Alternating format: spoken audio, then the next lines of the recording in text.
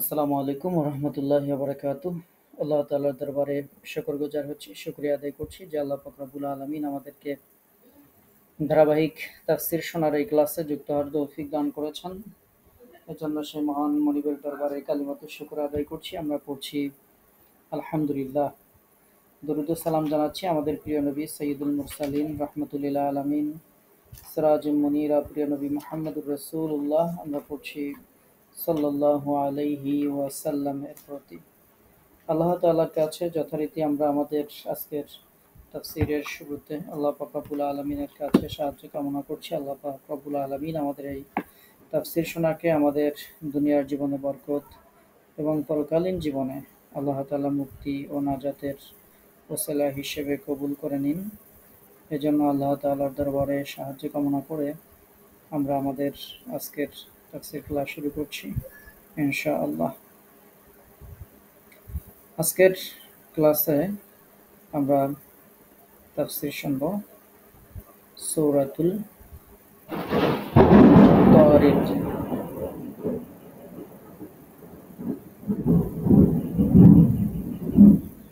পবিত্র কোরআনুল কারীমের ৮৬তম সূরা সূরা তারিক থেকে আমরা তাফসীর শুনব ইনশাআল্লাহ। আল্লাহ পাক রব্বুল আলামিন এই সূরাতে বলছেন ওয়াস সামাই ওয়াত তারিক।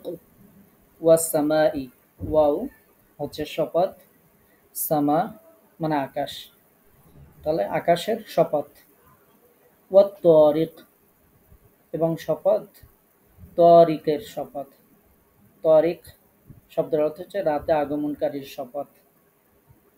তো এখানে রাতে আগমনকারী বলতে রাতে আগমনকারী নক্ষত্র বোঝানো হয়েছে, রাতে আগমনকারী নক্ষত্রের শপথ। ওয়ামা আদরাকা মাত তারিক। ওয়ামা আদরাকা, আর কিসে তোমাকে জানাবে, মাত তারিক, তারিক কি, এটা তোমাকে কিসে জানাবে। আন নাজমু সাকিব। আন নাজম, নাজমুন মানে নক্ষত্র, সাকিব উজ্জ্বল। আন নাজমু সাকিব উজ্জ্বল নক্ষত্র। ইন কুল্লু নাফসিন লাম্মা আলাইহা হাফিজ। ইন নেই, কুল্লু নাফসিন কোনো ব্যক্তি, মানে প্রত্যেক ব্যক্তি আর কি, লাম্মা এটা ছাড়া যে, আলাইহা হাফিজ তার উপরে একজন সংরক্ষণকারী আছেন। তাহলে কোনো ব্যক্তি এমন নেই যে তার উপর কোনো সংরক্ষণকারী নেই আর কি, এরকম সংরক্ষণকারী ছাড়া কোনো ব্যক্তি নেই। তার মানে এর পজিটিভ অর্থ হচ্ছে প্রত্যেক নফসের উপরে, প্রত্যেক ব্যক্তির উপরেই একজন করে হাফেজ, তত্ত্বাবধায়ক আছেন, একজন করে সংরক্ষক আছেন। ফালইয়ানজুরিল ইনসানু মিম্মা খুলিক। ফা মানে অতএব, ফালইয়ানজুর অতএব মানুষ যেন একটু ভেবে দেখে, লক্ষ্য করে, আল ইনসান মানুষ, মিম্মা খুলিক, মিম্মা খুলিক মানে কিসের থেকে তাকে সৃষ্টি করা হয়েছে, এটা যেন মানুষেরা একটু ভেবে দেখে। খুলিকা তাকে সৃষ্টি করা হয়েছে, মিম্মা ইন দাফিক, মিন মানে থেকে, মা ইন মানে পানি, দাফিক যেই পানি সবেগে নির্গত হয়, তাকে সৃষ্টি করা হয়েছে সবেগে বা দ্রুত বেগে নির্গত পানি থেকে। ইয়াখরুজু মিন বাইনি সুলবি ওয়াত তারাইব। ইয়াখরুজু মানে বের হয়, বের হয় মানে এই পানি বের হয়, মিন বাইনি সুলবি মিন থেকে, বাইনি সুলব মেরুদণ্ডের মাঝ থেকে, ওয়াত তারাইব এবং বক্ষপিঞ্জরের মাঝ থেকে। অর্থাৎ এই পানি বের হয় মেরুদণ্ড থেকে এবং বুকের হাড়ের মধ্যে থেকে, সহজ করে যদি বোঝায়। ইন্নাহু আলা রাজিহি লাকাদির। ইন্নাহু নিশ্চয়ই তিনি, আলা রাজিহি তার প্রত্যাবর্তনের ব্যাপারে, লাকাদির অবশ্যই সক্ষম। অর্থাৎ তিনি এই পানিকে ফিরিয়ে নিতেও সক্ষম, বা তিনি তাকে ফিরিয়ে নিতেও সক্ষম। তারপরে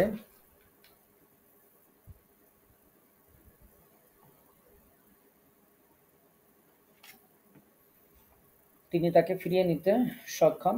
ইয়াউমা তুবলাস সারাইর।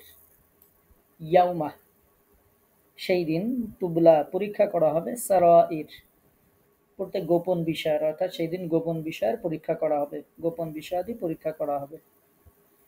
ফামা লাহু মিন কুওয়াতিন ওয়ালা নাসির, ফামা লাহু তার জন্য থাকবে না, মিন কুওয়াতিন কোন শক্তি, ওয়ালা নাসির আর কোন সাহায্যকারী, কোন শক্তি কোন সাহায্যকারী তার জন্য থাকবে না। ওয়াস-সামাই যাতির রাজ'i, ওয়াস-সামা এবং শপথ হচ্ছে আকাশের, যাতির রাজ'i যেটা বৃষ্টি ধারণ করে আছে, বৃষ্টি সম্পন্ন আকাশের শপথ। ওয়াল আরদি এবং শপথ জমিনের, পৃথিবীর, যাতিস সাদ'i যেটা বক্ষ বিশিষ্ট বা যেটা বিদীর্ণ, বিদীর্ণ বক্ষ বিশিষ্ট। সাদে শব্দের অর্থ হচ্ছে ফাটল ধরা আর কি। তো বিদীর্ণ, যাতিস সাদ'i বিদীর্ণ জমিনের কসম। ইন্নাহু লাকাউলুন ফাসল, ইন্নাহু নিশ্চয়ই উহা, লাকাউলুন অবশ্যই বাণী, ফসল মীমাংসাকারী বাণী, নিশ্চয় এটা ফয়সালাকারী বাণী, মানে এই কোরআন ফয়সালাকারী বাণী। ওয়ামা হুয়া বিল হাজল, ওয়ামা হুয়া এবং সেটি নয়, বিল হাজল ঠাট্টার কোনো কথা, হাসি ঠাট্টার কথা, আর এটি হাসি ঠাট্টার কোনো কথা নয় বা এটি অনর্থক কোনো কথা নয়। তারপরে ইন্নাহুম ইয়াকিদুনা কাইদা, ইন্নাহুম নিশ্চয়ই তারা, ইয়াকিদুনা ষড়যন্ত্র করেছে, কায়দা ভীষণ ষড়যন্ত্র, নিশ্চয়ই তারা ভীষণ ষড়যন্ত্র করেছে, নিশ্চয়ই তারা ভীষণ কৌশল করেছে। ওয়া আকিদু কায়দা, ওয়া এবং আকিদু আমিও কৌশল করেছি, কায়দা ভীষণ কৌশল, আর আমিও ভীষণ কৌশল করেছি। ফামাহিল, ফা মানে অতএব, মাহিল মানে হচ্ছে অবকাশ দাও, ফামাহিল এজন্য অবকাশ দাও, লিল কাফ ফামাহিলিল কাফিরিন কাফেরদেরকে, আমহিলহুম রুয়াইদা, আমহিলহুম রুয়াইদা, আমহিলহুম তাদেরকে অবকাশ দাও, রুয়াইদা কিছুক্ষণের, কিছু সময়ের অবকাশ তাদেরকে দাও, কিছু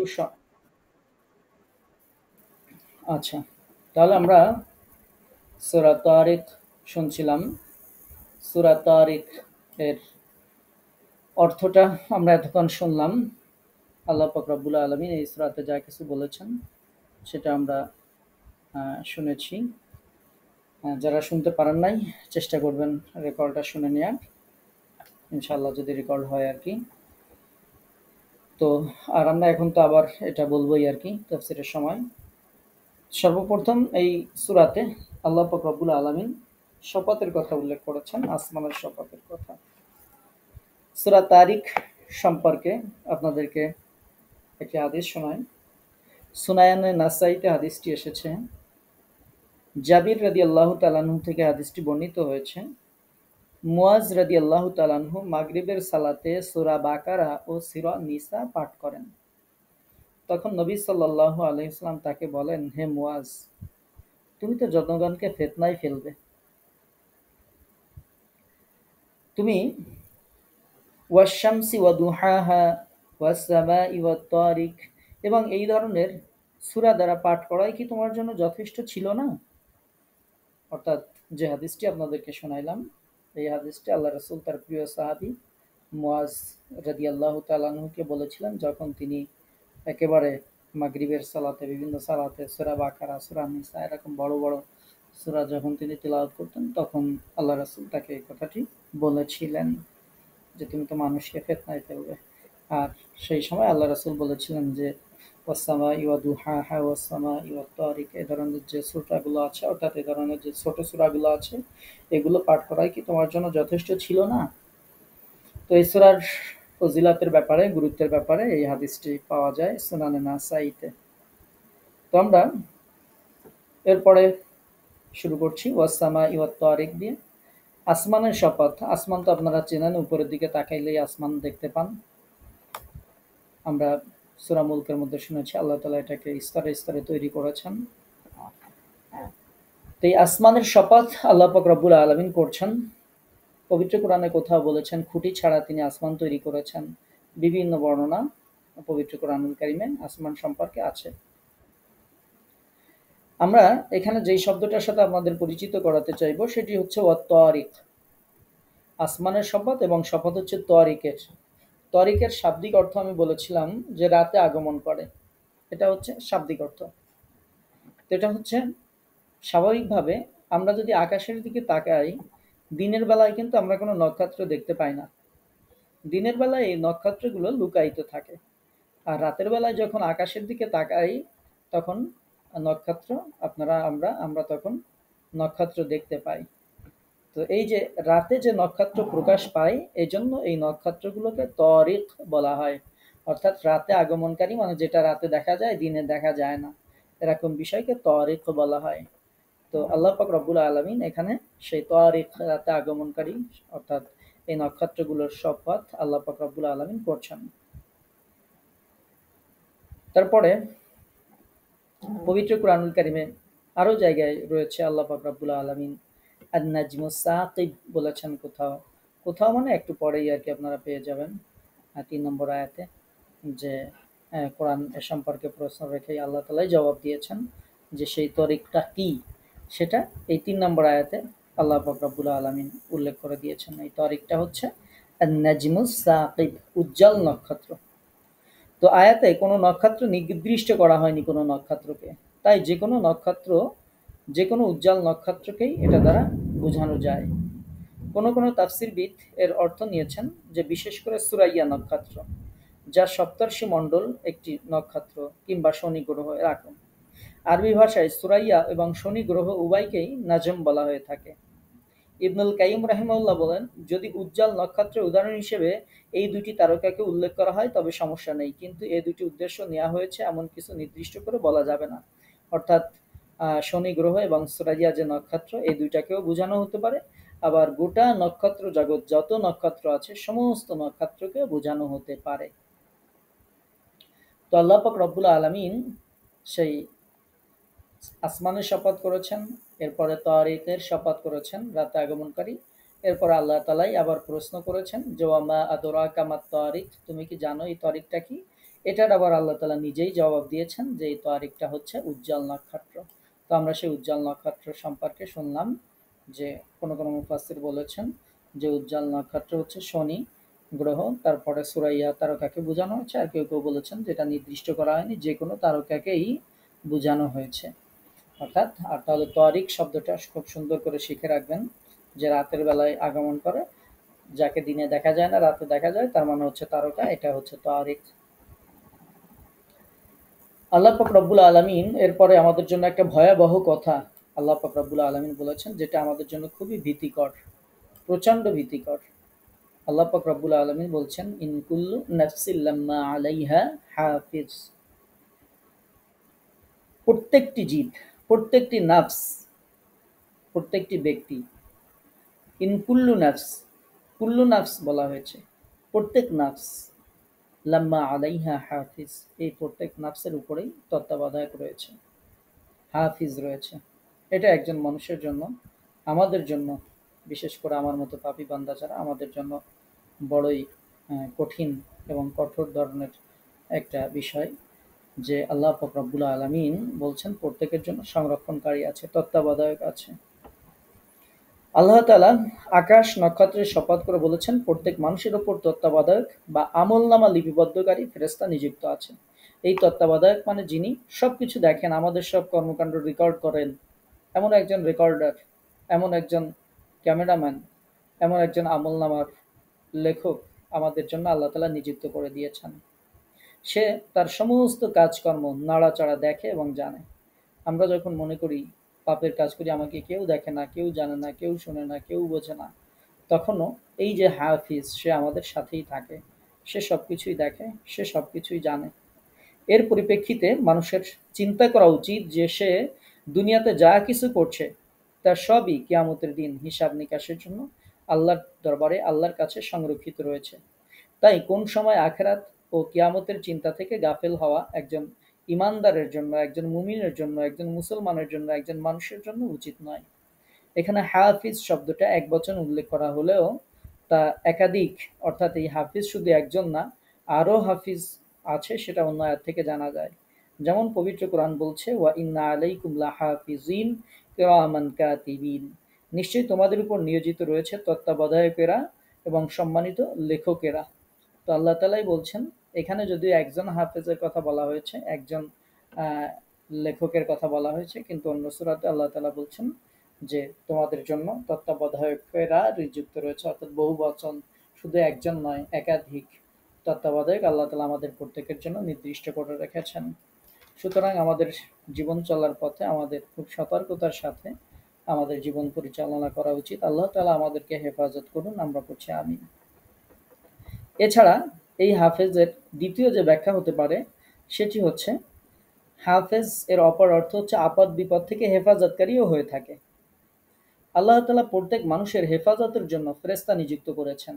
আমরা মনে হয় গত দিনের বা কোনো একটা তাফসীরের ক্লাসে আমরা আলোচনা করেছিলাম যে দয়াময়, অদূত, প্রেমময় আল্লাহ আমাদেরকে এত ভালোবাসেন যে আমরা না চাইতে আমাদের অজান্তেই আমাদেরকে নানা ধরনের বিপদ আপদ থেকে আল্লাহ তাআলা আমাদেরকে হেফাজত করেন। মানুষের মাথার উপর প্যান থাকে, ঘুরতে ঘুরতে খুলে পড়ে, দেখা যায় যে তার মাথাটা পাশেই আছে, একটু পাশে ফ্যানটা পড়েছে, মাথার উপরে পড়তে পারতো কিন্তু পড়ে নাই, আল্লাহ তাআলা হেফাজত করেন। আল্লাহ তাআলা, বান্দা ঘুমিয়ে আছে কিন্তু আল্লাহ পাক রব্বুল আলামিন এই যে ফেরেশতা দিয়েছেন, ফেরেশতারা হেফাজত করে। একটা ছোট্ট বাচ্চা অনেক জোরে পড়ে গেছে, মাথা ব্যথা পেয়ে মরেই যাওয়ার কথা, কিন্তু না, বাচ্চাটা একটু কান্নাকাটি করে তারপরে আর কিছুই করে না। কারণ হচ্ছে আল্লাহ পাক রব্বুল আলামিন একজন হাফেজ, একজন সংরক্ষণকারী আল্লাহ তাআলা রেখেছেন এই বিপদ আপদ থেকে। এটিও অনেক মুফাসসিরিন কেরাম ব্যাখ্যা দিয়েছেন। এজন্য দেখবেন একটা ছোট্ট বাচ্চা অনেক উপর থেকে পড়ে যাচ্ছে, ইয়ে হচ্ছে, ওইখান থেকে আপনি পড়ে গেলে কাঁদতে কাঁদতে আপনার সারাদিন শেষ, মাথায় সেলাই দেওয়া লাগবে, অথচ একটা বাচ্চা পড়ে যাচ্ছে, কিছুই হচ্ছে না। আল্লাহ পাক রব্বুল আলামিন এই যে ইন কুল্লু নাফসিন লাম্মা আলাইহা হাফিজ, প্রত্যেক নফসের জন্য আল্লাহ তাআলা এভাবে হেফাজতকারী তৈরি করে রেখেছেন। একটা ঢিল এসে লেগেছে, কপালের পরে লেগেছে, চাইলে ওটা চোখের উপরেই লাগতে পারতো, লাগার কথা ছিল কিন্তু লাগে নাই। আল্লাহ পাক রব্বুল আলামিন বান্দার চোখকে হেফাজত করেছেন এই হাফেজ দ্বারা। এজন্য আল্লাহ তাআলা প্রত্যেক মানুষের হেফাজতের জন্য একজন ফেরেশতা আল্লাহ পাক রব্বুল আলামিন নিযুক্ত করে দিয়েছেন।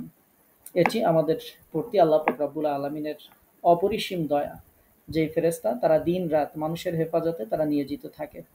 তবে আল্লাহ তাআলা যার জন্য যে কোনো বিপদ অবধারিত করে দিয়েছেন, মানে আমি এটা ব্যাখ্যাটা তাফসিরে উল্লেখ করা হয়েছে, আপনাদেরই করে শোনাচ্ছি। এখন আপনারা বলতে পারেন, উস্তাদ তাইলে মানুষ অ্যাক্সিডেন্ট করে কেন? উস্তাদ আমরা অমুক জায়গায় এই বিপদে কেন পড়ছিলাম? এটার ব্যাখ্যা হচ্ছে যে আল্লাহ তাআলা যার জন্য যে বিপদ অবধারিত করে দিয়েছেন, যেটা ঘটবেই, সেই বিপদ থেকে কেবলমাত্র ফেরেশতারা তাকে হেফাজত করে না। আল্লাহ তাআলা যেটা চেয়েছেন যে এই বিপদ আমার বান্দার হবে, সেই ক্ষেত্রে শুধুমাত্র ফেরেশতারা হেফাজত করতে পারে না, তাদেরকে সেই ক্ষমতাও দেওয়া হয়নি, আর তারা হেফাজতও করে না সেই ক্ষেত্রে। তাছাড়া অন্য সকল বিপদ থেকে ফেরেশতারা বান্দাদেরকে হেফাজত করে। অন্য এক আয়াতে আল্লাহ পাক রব্বুল আলামিন সুন্দর করে বলেছেন, সূরা রা'দ এর 11 নম্বর আয়াতে আল্লাহ পাক রব্বুল আলামিন বলছেন, লাহু মুআকিবাতুম মিন বাইনি ইয়াদাইহি ওয়া মিন খালফিহি ইয়াহফাজুনাহু মিন আমরিল্লাহ, অর্থাৎ মানুষের জন্য পালাক্রমে আগমনকারী পাহারাদার ফেরেশতা নিযুক্ত রয়েছে, তারা আল্লাহর আদেশে সামনে ও পেছনে থেকে তার হেফাজত করে। সুবহানাল্লাহি ওয়া বিহামদি। আমরা আমাদের রবের ইবাদত থেকে গাফিল থাকি, রবের কালাম থেকে গাফিল থাকি, নাফরমানি করি, আল্লাহ যেটা করতে নিষেধ করেছেন সেটি করি, কত অপরাধী আমরা করি। অথচ আমাদের রব আমাদের হেফাজতের জন্য পালাক্রমে, আল্লাহ তাআলা সূরা রাদের মধ্যে বলেছেন, পালাক্রমে আগমনকারী ফেরেশতা নিযুক্ত করে রেখেছেন। পালাক্রমে বিভিন্ন জায়গায় যে ডিউটি হয়, শিফটিং ডিউটি, দেখবেন 8 ঘন্টা অথবা 6 ঘন্টা পর পর ডিউটি শিফটিং করা হয়, এক দল যায় আর এক দল আসে।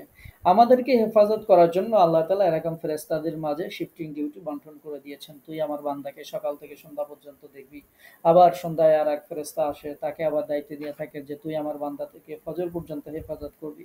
এভাবে আল্লাহ পাক রব্বুল আলামিন এই বান্দাদের জন্য দয়া পরশ হয়ে ফেরেশতা নিযুক্ত করে দিয়েছেন, যারা আল্লাহ তাআলা বলছেন যে তারা সামনে থেকে পিছনে থেকে তারা হেফাজত করে। বিভিন্ন সময় দেখবেন একটা বিভিন্ন ইয়েতে আপনারা দেখবেন ভিডিওগুলোতে বিভিন্ন সময় দেখা যায় যে বিশাল ধরনের অ্যাক্সিডেন্ট, গাড়ির তলে পড়ার কথা ছিল, একটুর জন্য বেঁচে গেছে। আল্লাহ পাক রব্বুল আলামিন এই ধরনের ফেরেশতাদেরকে দিয়ে হেফাজত করেন। এরকম ভুরি ভুরি দৃষ্টান্ত দেখা যাবে। যে মরেই যাওয়ার কথা, কিন্তু মরে নাই, কিছুই হয় নাই। আল্লাহ পাক রব্বুল আলামিন হেফাজত করেছেন, এবং এই যে হেফাজতটা করা হয়েছে এই ফেরেশতাদেরকে দিয়ে, আল্লাহ তাআলা বান্দার সামনে পিছনে দিয়ে আল্লাহ পাক রব্বুল আলামিন হেফাজত করেছেন। আল্লাহ তাআলা জাল্লা শাআনহু, এই যে হাফিজ, এটা হচ্ছে ২ নম্বর ব্যাখ্যা। তাহলে প্রথম ব্যাখ্যাটা বলেছিলাম যে আল্লাহ তাআলা সমস্ত আমলনামা রেকর্ড করার জন্য ফেরেশতা দিয়ে রেখেছেন। ২ নম্বর ব্যাখ্যা হচ্ছে আল্লাহ পাক রব্বুল আলামিন আমাদের বিপদ আপদ থেকে হেফাজত করার জন্য আল্লাহ তাআলা ফেরেশতা দিয়েছেন। অথবা এটার ৩ নম্বর যে আরেকটা যে তাফসির আছে সেটা হচ্ছে হেফাজতকারী বলতে এখানে আল্লাহকেই বোঝানো হয়েছে। তিনি আকাশ ও পৃথিবীর ছোট বড় সকল সৃষ্টি দেখাশোনা, তত্ত্বাবধান, হেফাজত তিনিই করেন। তিনি সব জিনিসকে অস্তিত্ব দান করেছেন, তিনিই সব কিছুকে টিকিয়ে রেখেছেন। তিনি সব জিনিসকে ধারণ করেছেন বলেই প্রত্যেকটি জিনিস তার নিজের জায়গায় প্রতিষ্ঠিত আছে। তিনি সব জিনিসকে তার যাবতীয় প্রয়োজন পূর্ণ করার এবং তাকে একটি নির্দিষ্ট সময়সীমা পর্যন্ত বিপদ মুক্ত রাখার দায়িত্ব নিয়েছেন। এই বিষয়টির জন্য আকাশের ও রাতের অন্ধকারে আত্মপ্রকাশকারী প্রত্যেকটি গ্রহ এবং তারকার কসম খাওয়া হয়েছে। এটি হচ্ছে এটির ৩ নম্বর ব্যাখ্যা, যে আল্লাহ পাক রব্বুল আলামিন। ৩ নম্বর যে ব্যাখ্যাটা আমরা উল্লেখ করেছি সেটি হচ্ছে আল্লাহ পাক রব্বুল আলামিন নিজেই তত্ত্বাবধায়ক। তাহলে এই যে আয়াতটি আমরা পাইলাম, ৪ নম্বর যে আয়াতটি, এটি খুবই মোস্ট ইম্পর্ট্যান্ট একটা আয়াত, যা আল্লাহ পাক রব্বুল আলামিন আমাদের প্রত্যেকের জন্য একজন সংরক্ষণকারী রেখেছেন। প্রথম তাফসীর অনুযায়ী সংরক্ষণকারী ফেরেশতাদেরকে রাখা হয়েছে, যাদের কথা আল্লাহ তাআলা পবিত্র কোরআনের বিভিন্ন জায়গায় উল্লেখ করেছেন, যে তোমাদের জন্য একাধিক সংরক্ষণকারী রাখা হয়েছে। কিরামান কাতিবিন, কিরামান কাতিবিনদেরকে রাখা হয়েছে। ইয়ালামুনা মা তাফআলুন, তোমরা যা করো তারা তা জানে। এটা হচ্ছে একটা ব্যাখ্যা। ২ নম্বর ব্যাখ্যা হচ্ছে যে আল্লাহ তাআলা বিপদ থেকে রক্ষা করার জন্য ফেরেশতা দিয়েছেন, এবং সেটার ব্যাপারেও কোরআনে আল্লাহ তাআলা বলেছেন, আমি শিফটিং ডিউটি সহ ফেরেশতা নাজিল করেছি, ফেরেশতা দিয়েছি, যারা বান্দাদেরকে সামনে পেছন থেকে হেফাজত করে। ৩ নম্বর যে তাফসিরটি আপনাদেরকে শুনিয়েছি সেটি হচ্ছে যে আল্লাহ পাক রব্বুল আলামিন নিজেই আমাদেরকে হেফাজত করেন এবং তিনি আমাদের সব কিছু তত্ত্বাবধান করেন। এটা হচ্ছে ৩ নম্বর তাফসির অনুযায়ী। তো এই আয়াতের ব্যাপারে আমি যতটুকু পড়েছি, স্টাডি করেছি, এই ৩টা তাফসির পেয়েছি, যেটি আপনাদেরকে শোনাইলাম। আল্লাহ পাক রব্বুল আলামিন এরপরে বলছেন, ফাল ইয়ানজুরিল ইনসান, মানুষের ভেবে দেখা উচিত, মিম্মা খুলিক, কোন জিনিস থেকে তাকে সৃষ্টি করা হয়েছে। খুলিকা মিম্মা ইন দাফিক, আল্লাহ পাক রব্বুল আলামিন বলছেন যে তাকে সৃষ্টি করা হয়েছে মা ইন দাফিক থেকে, সবেগে নির্গত যে পানি থেকে। এই পানির ব্যাপারে আল্লাহ পাক রব্বুল আলামিন বলেছেন, ইয়াখরুজু মিন বাইনি সুলবি ওয়াত তারাইব, যেই পানি নির্গত হয় মেরুদণ্ড এবং পঞ্জরস্থিত মধ্য থেকে, বুকের হাড়ের মধ্য থেকে। তাহলে আল্লাহ তাআলা প্রথমে মানুষকে যে পুনরায় যে সৃষ্টি করবেন, আমরা দুনিয়াতে আসার পরে যখন মনে করি যা হয় হবে, মরে গেলে আর কি হবে, মাটিতে মিশে যাব, এবং এটা আমাদের মধ্যে কিছু মানুষ যেমন মনে করেন, এই মানুষগুলো সেই সময় কোরআন নাজিলের সময়ও ছিল, যারা বলতো যে আমরা যখন মরে যাব তখন তো আমরা মাটি হয়ে যাব, আমাদের আর সমস্যা কি। তো এরকম কথা বলতো তারা। তো আল্লাহ পাক রব্বুল আলামিন এরকম সন্দেহ সংশয়বাদী মানুষ, নাস্তিক্যবাদী মানুষ, তাদের জবাব দেওয়ার জন্য আল্লাহ তাআলা আগেই বলেছেন, আল্লাহ তাআলা যে মানুষকে পুনরায় সৃষ্টি করতে সক্ষম তার প্রমাণ মানুষের নিজের সত্তা থেকে প্রমাণাদি আল্লাহ তাআলা উপস্থাপন করেছেন। মানুষ তার নিজের সম্পর্কে একটু চিন্তা করে দেখুক, যে মনে করে যে আমরা আবার আল্লাহ তাআলা আমাদেরকে কেমন করে তৈরি করবেন, আমরা মরে গেলে তো মাটি হয়ে যাব। আল্লাহ তাআলা বলছেন যে সে তার নিজের সম্পর্কে একটু চিন্তা করুক, যে তাকে কিভাবে, কোথা থেকে সৃষ্টি করা হয়েছে। তাকে অত্যন্ত দুর্বল বস্তু থেকে সৃষ্টি করা হয়েছে, অর্থাৎ যে পানি থেকে তাকে সৃষ্টি করা হয়েছে। যিনি প্রথমবার তাকে সৃষ্টি করতে পারেন, তিনি অবশ্যই দ্বিতীয়বারও সৃষ্টি করতে সক্ষম হবেন। যেমন অন্য আয়াতে আল্লাহ তাআলা বলেছেন, তিনিই প্রথম সৃষ্টি করেন, পরে আবার তিনি তা করেন, আর এটা তার জন্য সহজতর। সূরা আর-রুমের মধ্যে আল্লাহ পাক রব্বুল আলামিন উল্লেখ করেছেন। এজন্য আল্লাহ তাআলা মানুষকে বলেছেন যে মানুষ, তুমি দুনিয়ার যতই লাফালাফি বাড়াবাড়ি যাই করো না কেন, যাই মনে করো না কেন, তুমি তোমার নিজের সৃষ্টিকে ভুলে যেও না। একবার চিন্তা করো যে তোমাকে মিম্মা খুলি, কোন জিনিস থেকে তোমাকে সৃষ্টি করা হয়েছে। একেবারে নাপাক পানি থেকে তোমাকে সৃষ্টি করা হয়েছে। খুলিকা মিম্মা ইন দাফিক, বলা হচ্ছে সবেগে নির্গত পানি থেকে, অর্থাৎ সিমেন বা স্পার্ম যেটাকে আমরা বলি, সেটা থেকে সৃষ্টি করা হয়েছে, যা পুরুষ এবং নারী থেকে সবেগে নির্গত হয়, যা থেকে আল্লাহর হুকুমে সন্তান জন্ম লাভ করে। এবং এই পানিটা কোথা থেকে আসে সেটিও আল্লাহ তাআলা বলে দিয়েছেন, ইয়া খরুজু মিন বাইনি সুলবি ওয়াত তারাইব, যেটি আসে হচ্ছে পুরুষের মেরুদণ্ড থেকে, আর নারীদের আসে পাঞ্জরস্থিত যে অর্থাৎ বুকের যে হাড় সেখান থেকে এই পানি বের হয়। এই দুটো তরল থেকেই বা এই দুটো পানি থেকে স্পার্ম বা সিমেন্ট যেটা আমরা বলি এই থেকেই সন্তান জন্ম লাভ করে বা মানুষের সৃষ্টি হয়। তো আল্লাহ তাআলা জাল্লা শাআনুহু সেটি বলছেন। এরপরে আল্লাহ তাআলা আবার বলছেন যে শুধু এটাই যে সন্তান হয়ে যাবে বিষয়টি এমন না। ইন্নাহু আলা রাজিইহি লাকাদির, নিশ্চয়ই তিনি তাকে ফিরিয়ে আনতেও সক্ষম। উদ্দেশ্য হচ্ছে যে আল্লাহ পাক রব্বুল আলামিন এটা থেকে যেমন তৈরি করেন, সেরকমভাবে আল্লাহ তাআলা পুনরায় এটি ছাড়াই তিনি তৈরি করতে পারবেন। প্রথমবার যেই মানুষকে আল্লাহ তাআলা স্পার্ম থেকে প্রথম সৃষ্টিতে একজনকে জীবিত করেছেন, তারপরে তাকে দৃষ্টিশক্তি দিয়েছেন, শ্রবণ শক্তি দিয়ে তারপরে আল্লাহ তাআলা মানুষকে যে সৃষ্টি করেছেন তিনি তাকে পুনরায় ফিরিয়ে দিতে অর্থাৎ মৃত্যুর পর জীবিত করতে আরও ভালো রূপে সক্ষম। যদি তিনি প্রথমটির ক্ষমতা রেখে থাকেন এবং তারই বদৌলতে মানুষ দুনিয়ার জীবন ধারণ করছে, তাহলে তিনি দ্বিতীয়বারও কেন ক্ষমতা রাখবেন না? এই ধারণা পোষণ করার পেছনে এমন কি শক্তিশালী যুক্তি পেশ করা যেতে পারে, অর্থাৎ এর পিছনে শক্তিশালী কোনো ধরনের কোনো যুক্তি নেই।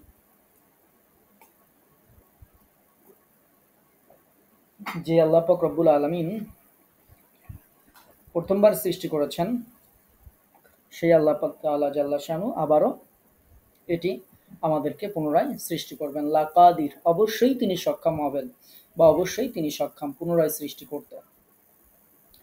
আল্লাহ তাআলা জাল্লা শানু এরপর বলছেন ইয়াউমা তুবলাস সারাইর, ইয়াউমা তুবলাস সারাইর, সেদিন গোপন বিষয়ের পরীক্ষা করা হবে।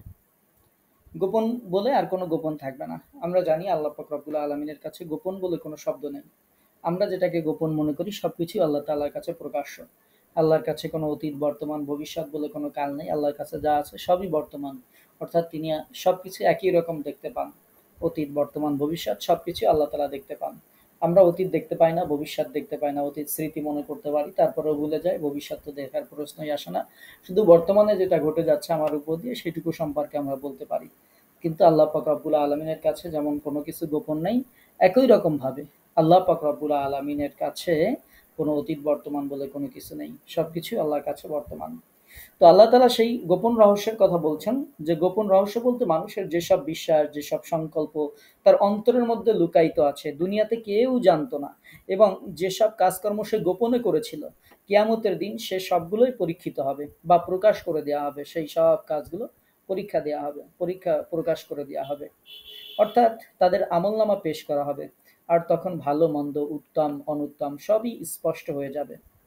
আব্দুল্লাহ ইবনে ওমর রাদিয়াল্লাহু তাআলা আনহু বলেন, রাসূলুল্লাহ সাল্লাল্লাহু আলাইহি ওয়াসাল্লাম বলেছেন, কিয়ামতের দিন প্রত্যেক গাদ্দারের পিছনে একটি পতাকা লাগানো হবে, যাতে লেখা থাকবে যে এটা অমুকের পুত্র অমুকের গাদ্দারি, অর্থাৎ সাইনবোর্ড দিয়ে দেওয়া হবে মানুষের পিছনে যে এইটা এই খারাপ লোক, এইটা এই গাদ্দার। এটা প্রিয় নবী বলেছেন, একটা পতাকা টাঙা দেওয়া হবে, যেই পতাকায় তার বাপের নাম সহ লেখা থাকবে এটা অমুকের পুত্র অমুক গাদ্দার। সেদিন মানুষের সব গোপন ভেদ খুলে যাবে। প্রত্যেক ভালো মন্দ বিশ্বাস এবং কর্মের আলামত মানুষের মুখমণ্ডলে শোভা পাবে। অর্থাৎ ভালো করলে আহ, আমরা অন্য সূরার তাফসিরে শুনেছি, ভালো করলে তাদের চেহারাগুলো উজ্জ্বল হয়ে যাবে, খারাপ করলে মুখগুলো কৃষ্ণবর্ণ কালো হয়ে যাবে। চেহারা দেখেই বোঝা যাবে যে এটা কোন কোয়ালিটির, এটা ভালো আল্লাহর নৈকট্যপ্রাপ্ত বা ক্ষমাপ্রাপ্ত নাকি এটা শাস্তির যোগ্য, এটি চেহারার মধ্যেই ফুটে উঠবে। তো আল্লাহ তাআলা বলছেন ইয়াউমা তুবলাস সারাইর, সেই দিন সমস্ত মন্দ বিষয়ের পরীক্ষা নেওয়া হবে। আল্লাহর কাছে আমরা সব সময় প্রার্থনা করব, আমরা গোপনে প্রকাশে কত গুনাহ আমরা করে ফেলি, যেই গুনার ব্যাপারে কেউ জানে না। দুনিয়াতে মানুষেরা যদি আমাদের গুনাহ সম্পর্কে জানতো, তাহলে মানুষেরা নিশ্চিতভাবে আমাদেরকে লাঞ্ছিত করতো, অপমানিত করতো, বেইজ্জতি করতো, কত হেনস্থার শিকারই না হতাম। তো দুনিয়াতে আল্লাহ তাআলা দয়া পরশে গোপন রেখেছেন। আল্লাহর কাছে যেন দোয়া করবো, হে মালিক, যেমন ভাবে দুনিয়াতে গোপন রেখেছেন গুনাহগুলোকে আপনি গোপনেই মাফ করে দেন। গুনাহগুলো মানুষের সামনে প্রকাশ করে আমাদেরকে অপমানিত করবেন না। দুনিয়াতে কয়জন মানুষের সামনে প্রকাশিত হতো, তার ভয়েই মানুষেরা আত্মহত্যা করে। যখন কোনো গোপন গুনাহ প্রকাশ হয়ে যায়, মানুষেরা নিজেকে কন্ট্রোল করতে পারে না, আত্মহত্যা করে। কিন্তু সেখানে তো মানুষ এরকম আত্মহত্যা করে বাঁচতে পারবে না। গোপন গুনাহগুলো গোটা পৃথিবীর মানুষের সামনে প্রকাশ করে দেওয়া হবে। এজন্য আল্লাহর কাছে কায়মনোবাক্যে আমরা সদা সর্বদা সর্ব অবস্থায় প্রার্থনা করব আল্লাহ তাআলা দয়া করে যেন আমাদেরকে মাফ করেন। আমাদের কোনো গোপন গুনাহ যেন আল্লাহ তাআলা প্রকাশ না করে দেন। যদি প্রকাশ করে দেন অবস্থা খুব ভয়াবহ হবে। এবং প্রিয় নবী বলেছেন সাইনবোর্ড টানিয়ে দেওয়া হবে, পতাকা লাগিয়ে দেওয়া হবে পিছনে। সবাই দেখতে পাবে এটা অমুকের পুত্র অমুক বা অমুকের মেয়ে অমুক, এটা তার গাদ্দারি, সে এরকম এই কাজগুলো করেছিল। তো এটা হবে খুব ভয়াবহ এবং খুব কঠিন রকমের অপমান। আল্লাহ তাআলা আমাদেরকে হেফাজত করুন। আল্লাহ পাক রব্বুল আলামিন সেই দিনের কথা বলছেন যেদিন এগুলো প্রকাশ করা হবে, গোপন সমস্ত বিষয়। ফামা লাহু মিন কুওয়াতিন ওয়ালা নাসির, সেই দিন তার কোনো শক্তি থাকবে না, কোনো সামর্থ্য থাকবে না, আর থাকবে না কোনো সাহায্যকারী যারা তাকে বাঁচাইতে পারে, যারা তাকে উদ্ধার করতে পারে। এরকম কোনো শক্তি সামর্থ্য তার থাকবে না। দুনিয়াতে কত বাহাদুরি বান্দা তুমি দেখাও, কিন্তু সেই দিন তোমার কোনো বাহাদুরি, তোমার কোনো শক্তি, তোমার কোনো ক্ষমতা কিছুই থাকবে না। ওয়ালা নাসির, কোনো সাহায্যকারীও থাকবে না। দুনিয়াতে অপরাধ করলে চাচা খালু মামা অমুক সমুক দিয়ে কত প্রভাব খাটায় তারপরে তুমি সেখান থেকে পার পেয়ে চলে আসো, তোমার কত সাহায্যকারী থাকে, কিন্তু সেখানে ওয়ালা নাসির, তোমার জন্য কোনো সাহায্যকারী থাকবে না। তোমার নিজেরও কোনো শক্তি থাকবে না। ফামা লাহু মিন কুওয়া, তোমার কোনো শক্তিও থাকবে না। ওয়ালা নাসির, তোমাকে কেউ সাহায্য করবে এমনও কেউ থাকবে না। আল্লাহ পাক রব্বুল আলামিন সেই ভয়াবহ দিনের কথা আল্লাহ তাআলা জাল্লা শানহু এভাবে উল্লেখ করেছেন। এরপরে আল্লাহ পাক রব্বুল আলামিন বলছেন ওয়াস-সামাই যাতির রাজ্য, আল্লাহ তাআলা আবারও শপথ করছেন যে আমি আসমানের শপথ করছি, জাতির রাজ্য, যেই আসমান বৃষ্টি ধারণ করে সেই আসমানের শপথ করছি। অর্থাৎ মেঘ বিশিষ্ট যে আসমান, সেই আসমানের শপথ আল্লাহ তাআলা করছেন। আকাশের জন্য বৃষ্টি বর্ষণকারী বিশেষণটি আল্লাহ তাআলা ব্যবহার করেছেন রাজ্যা। রাজ্যা ওই শব্দটি আবিধানিক অর্থ হচ্ছে ফিরে আসা, স্বাভাবিকভাবে। রজা মানে হচ্ছে ফিরে আসা। তবে পরোক্ষভাবে আরবি ভাষায় এই শব্দটি বৃষ্টির জন্য ব্যবহার করা হয়। কারণ বৃষ্টি মাত্র একবার বর্ষিত হয়েই খতম হয়ে যায় না। আপনাদের এলাকায় ছোটবেলায় আপনি একবার দেখছেন বৃষ্টি হয়েছে, আর জীবনে কোনোদিন বৃষ্টি দেখেন নাই, এরকম হবে না। বরং বৃষ্টি আপনি ছোটবেলায় যেমন দেখছেন এখনো তেমন দেখছেন, আবার ভবিষ্যতেও তেমন দেখবেন। বৃষ্টি যেহেতু বারবার ফিরে আসে, এজন্য বৃষ্টিকে রজ্য হয় বলে বৃষ্টিকে বোঝানো হয়। তারপরে এজন্যই বলা হয়েছে যে বৃষ্টি একবার বর্ষিত হয়ে খতম হয়ে যায় না, একই মৌসুমে বারবার, কখনো মৌসুম ছাড়াই একাধিকবার এই বৃষ্টি ফিরে আসে, যখন তখন বর্ষিত হয়। সুতরাং এর অর্থ পরপর বর্ষিত বৃষ্টি। কাতাদা রাহিমাহুল্লাহ বলছেন এর অর্থ আকাশে বৃষ্টি প্রতি বছর মানুষের রিজিক নিয়ে আসে। এই যে বৃষ্টি, এই বৃষ্টি এমনি এমনি আল্লাহ দেন না, এই বৃষ্টির মাধ্যমে আমাদের রিজিক এই বৃষ্টিতে নিয়ে আসে।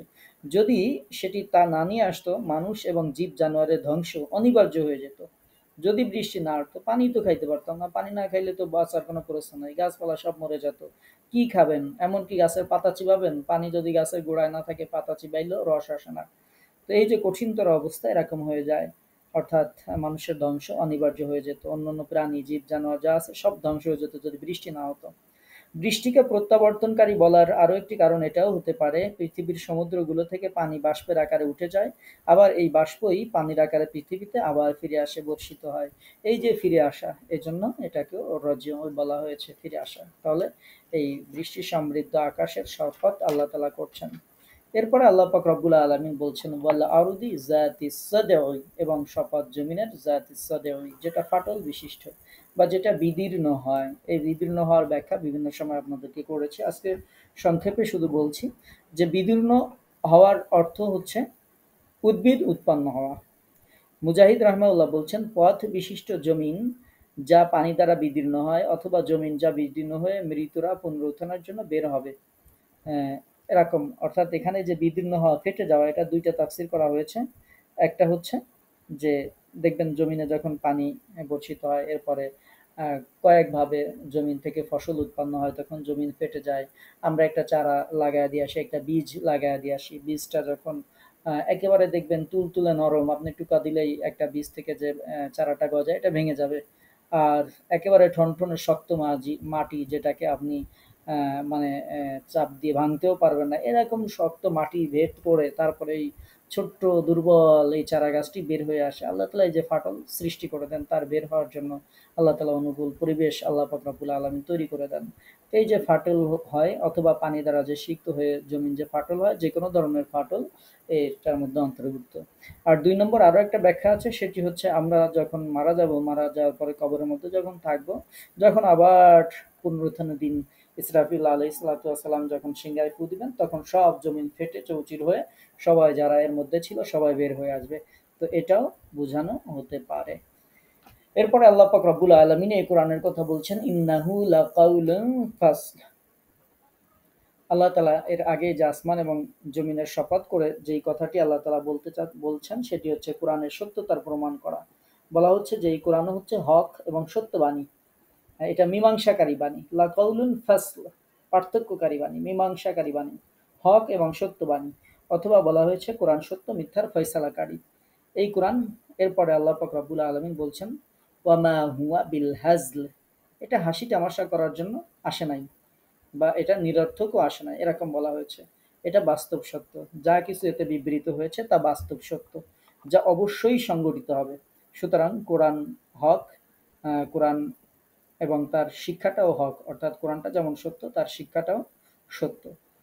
এরপরে আল্লাহ পাক রব্বুল আলামিন বলছেন, ওয়ামা হুয়া বিল হাজল, যেটি বললাম যে এটি হাসি তামাশার বস্তু নয়। কাফেররা কোরআনের দাওয়াতকে ব্যর্থ করার জন্য নানা ধরনের অপকৌশলের আশ্রয় নিচ্ছে। কোরআনের পথ থেকে মানুষকে দূরে সরাতে চাচ্ছে। কোরআনের আহ্বানে বিপরীতে চলার জন্য ষড়যন্ত্র করছে।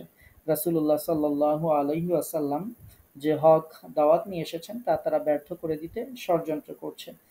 তো এই যে ষড়যন্ত্র তারা করছে, তার আগে এটা হচ্ছে ইন্নাহুম ইয়াকিদুনা কাইদা, যে তারা এটাকে ইন্নাহুম ইয়াকিদুনা কাইদা, তারা ষড়যন্ত্র করছে। সেই ষড়যন্ত্রের কথা হচ্ছে এটি, যে তারা এভাবে ষড়যন্ত্র করছে। আর আগেই বলেছি যে কোরআনটা হাসি তামাশার জন্য আসে নাই। আর এত কিছুর পরেও তারা কোরআনের শিক্ষা থেকে মানুষকে দূরে সরানোর জন্য তারা এভাবে ষড়যন্ত্র করছে, চক্রান্ত করছে, অপকৌশল করছে, যাতে মানুষকে কোরআনের থেকে দূরে সরিয়ে রাখতে পারে এবং যেন যে হক নিয়ে রাসূল সাল্লাল্লাহু আলাইহি ওয়াসাল্লাম এসেছেন সেটিকে যেন তারা ব্যর্থ করে দিতে পারে। তো আল্লাহ তাআলা তাদের জবাবে বলছেন, ওয়া আকিদু কাইদা, এদের মোকাবেলায় আমিও কৌশল করি বা আমিও কৌশল করছি। এদের কোনো অপকৌশল লাভে কামিয়াব হবে না। অবশেষে এরা ব্যর্থ হয়ে যাবে, কারণ আমিও কৌশল করছি। আমি তাদেরকে এমনভাবে ছাড় দিচ্ছি যে তারা বুঝতেই পারছে না। এজন্য বলা হয়ে থাকে যে আল্লাহ তাআলা ছাড় দেন কিন্তু ছেড়ে দেন না। তো আল্লাহ পাক রব্বুল আলামিন এই পৃথিবীতে যুগে যুগে যারা কোরআনের বিরোধিতা করেছে কাউকেই আল্লাহ পাক রব্বুল আলামিন ছেড়ে দেননি। সাময়িক সময়ের জন্য ছাড় দিয়েছেন কিন্তু আল্লাহ তাআলা ছেড়ে দেননি। তো আল্লাহ তাআলা তাদেরকে একটু ছাড় দেন, এটি বোঝানো হয়েছে। আল্লাহ এবং আল্লাহ পাক রব্বুল আলামিন নিজেই বলছেন, ফামাহিলিল কাফিরিনা আমহিলহুম রুয়াইদা, যে অতএব কাফিরদেরকে অবকাশ দিন, তাদেরকে অবকাশ দিন কিছু কালের জন্য, কিছু সময়ের জন্য তাদেরকে অবকাশ দিন, অর্থাৎ এদেরকে ছেড়ে দিন। তাদের ধ্বংসের ব্যাপারে তাড়াতাড়ি করবেন না। তাদের অল্প কিছুদিন অবকাশ দিন, দেখুন তাদের শাস্তি, আযাব এবং ধ্বংস কিভাবে তাদের উপর আপতিত হয়। যেমন অন্য আয়াতে আল্লাহ তাআলা বলেছেন, তাদেরকে আমরা অল্প কিছু উপভোগ করতে দেব, তারপর আমরা তাদেরকে কঠিন শাস্তির দিকে যেতে বাধ্য করব। সূরা লুকমানের মধ্যে আল্লাহ তাআলা এটি বলেছেন। সুতরাং যারা কোরআনের বিরোধিতা করে, কোরআনের শিক্ষা থেকে মানুষকে দূরে সরিয়ে রাখতে চায়, কোরআনের বিরুদ্ধে যারা ষড়যন্ত্র করে, দ্বীনের বিরুদ্ধে যারা ষড়যন্ত্র করে, তাদের ব্যাপারে আল্লাহ তাআলা বলছেন যে তারা ষড়যন্ত্র করে, চক্রান্ত করে, তাদেরকে করতে দিন। কিছু কালের জন্য তাদেরকে এটার সুযোগ দেওয়া হবে, কিন্তু তাদেরকে ছেড়ে দেওয়া হবে না। তাদেরকে কঠিন শাস্তির দিকে যেতে অবশ্যই বাধ্য করা হবে। তো আল্লাহ পাক রব্বুল আলামিনের কাছে আমরা প্রার্থনা করছি, আল্লাহ তাআলা জাল্লা শানহু যেই কোরআনের ব্যাপারে বলেছেন ইন্নাহু লাকাউলুল ফাসল, এই কোরআন, যেই কোরআনের হকের কথা আল্লাহ তাআলা বলেছেন, আমরা যেন এই কোরআনকে আঁকড়ে রাখতে পারি, এই কোরআনের সাথে যেন আমরা থাকতে পারি, এই কোরআনের শিক্ষার মধ্যে আমরা যেন আমাদের জীবনকে অতিবাহিত করতে পারি। আল্লাহ পাক রব্বুল আলামিন আমাদের মৃত্যু পর্যন্ত কোরআনের সাথে থাকার তৌফিক দান করুন। আমরা পড়ছি আমিন। ওয়া মা তাওফিক ইল্লা বিল্লাহ। আজকের যে সূরাটি আমরা শুনলাম, কারো কোনো প্রশ্ন থাকলে বলতে পারেন। আচ্ছা, আশা করছি প্রশ্ন নেই। তো আমরা একটু সংক্ষিপ্ত মোনাজাতের মাধ্যমে আমরা আমাদের আজকের ক্লাস শেষ করব ইনশাআল্লাহ।